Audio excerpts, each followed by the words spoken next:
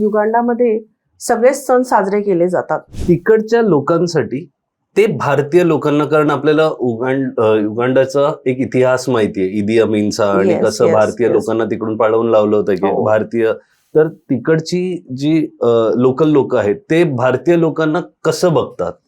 कारण आपण श्रीमंत कम्युनिटी आहे तिकडची. हो. म्हणजे आपण म्हणू लोक कमी आहेत पण इन्फ्लुएन्स खूप जास्त आहे भारतीय लोकांचा. मग त्यांचा परसेप्शन काय आहे? खरंय. ते ऍक्च्युली ते खूप वेलकमिंग आहेत, तर ते वेलकम सगळ्यांनाच करतात. आणि भारतीय लोकांना स्पेशली जेव्हा ते बघतात तर त्यांना भारतीयांबद्दल खूप आदर आहे. एक तर आपली संस्कृती त्यांना भरपूर आवडतो. ते आपले सगळे फेस्टिवल एन्जॉय करतात. इव्हन गणेश उत्सवामध्ये मी हे सुद्धा पाहिलंय की ते गणपती बाप्पा मोरया म्हणून ते नाचतात. म्हणजे ते इतकं आपल्याला पसंत करतात.